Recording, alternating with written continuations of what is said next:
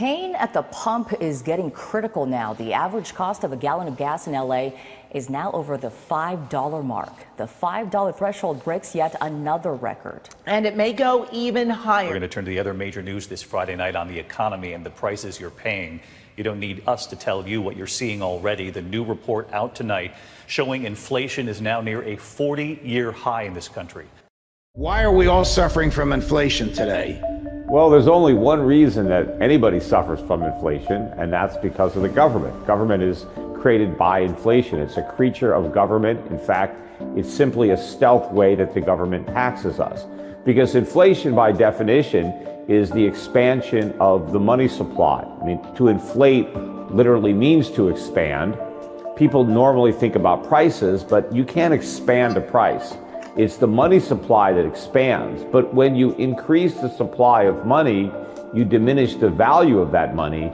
And now more money is required to buy goods and services. And so the price of those goods and services rises to reflect the additional money.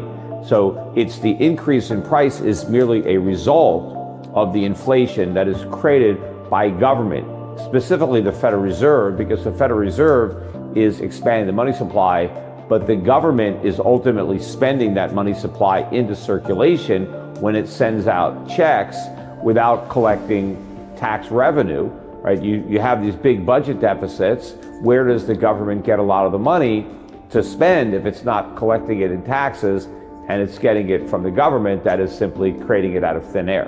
When you print money on the scale that modern nations are printing it, Japan, the United States, Europe, etc., we're getting into new territory in terms of size. There's never been anything quite like what we're doing now, and we do know from what's happened in other nations, if you try and print too much money, it eventually causes terrible trouble.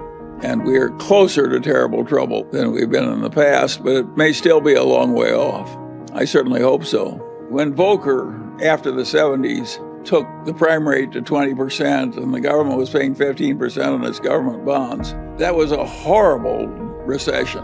Lasted a long time, caused a lot of agony. And I certainly hope we're not going there again. I think the conditions that allowed Volcker to do that without an interference from the politicians were very unusual.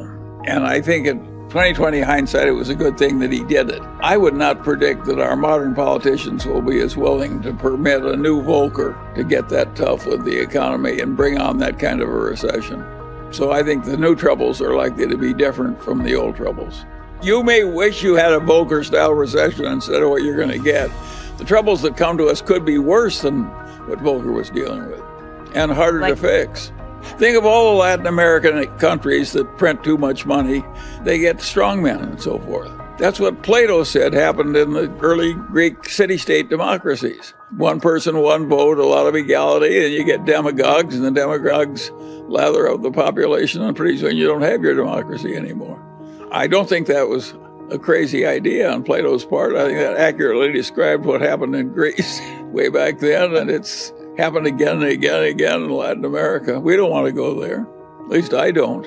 We've done something pretty extreme, and we don't know how bad the troubles will be, whether we're going to be like Japan or something a lot worse.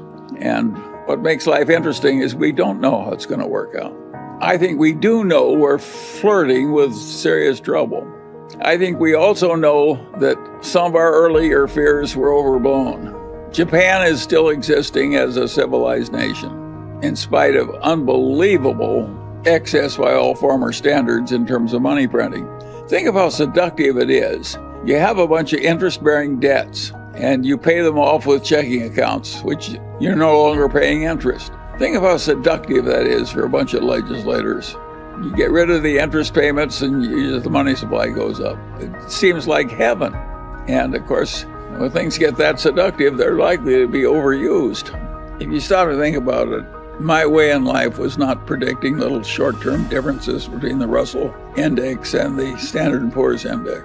I don't have any opinion about which index is better at any given time. I never even think about it. I'm always just looking for something that's good enough to put Munger money in, or Berkshire money in, or Daily Journal money in.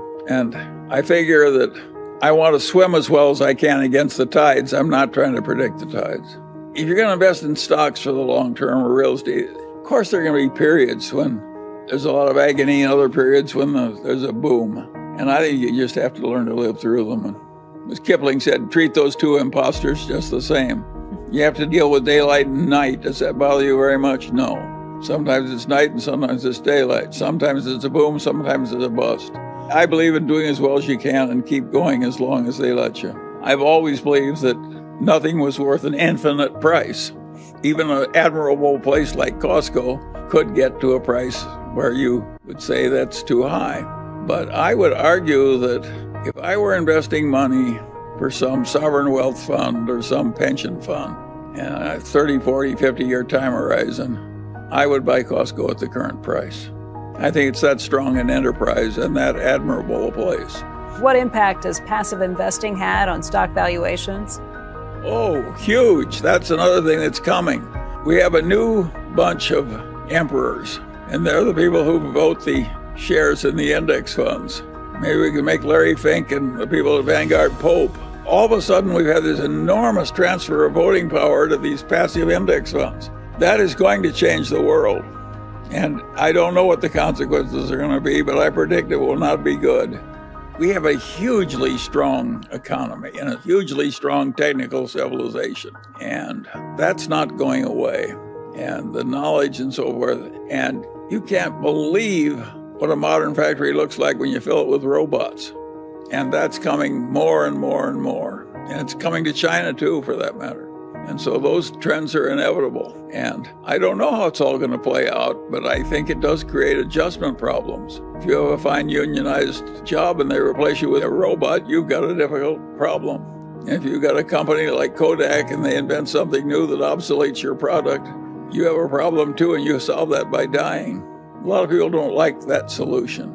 Because all those problems are real, and because it's so tempting to get rid of your debt by just giving a guy a non-interest-bearing checking account where you used to have to pay him interest every month.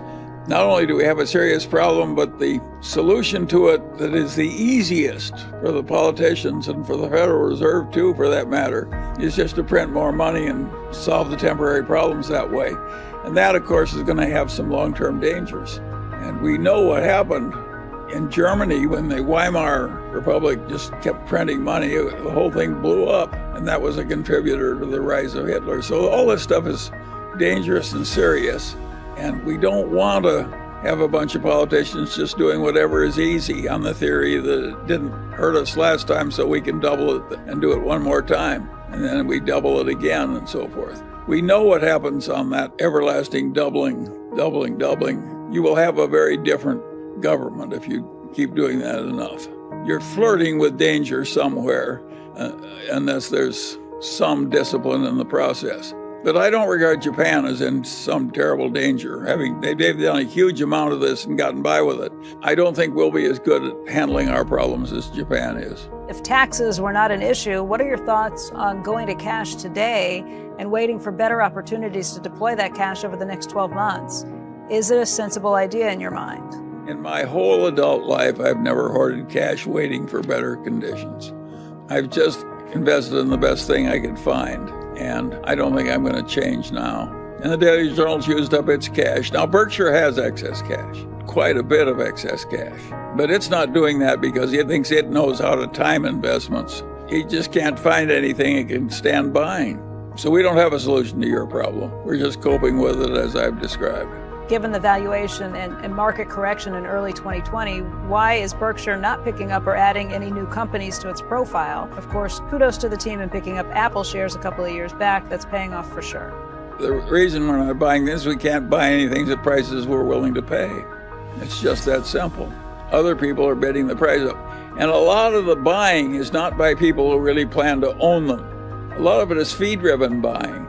Private equity buys things so they can have more fees by having more things under management. Of course, it's a lot easier to buy something you use somebody else's money. We're using our own money, or at least that's the way we think of it.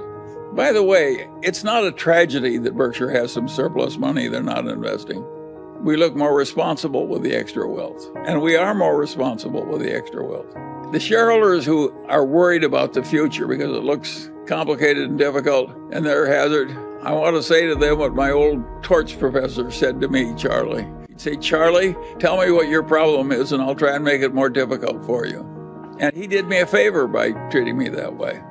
And I'm just repeating his favor to you. When you're thinking the thoughts you're doing, at least you're thinking in the right direction. You're worried about the right things. All you people that are worried about the inflation and the future of the republic and so forth.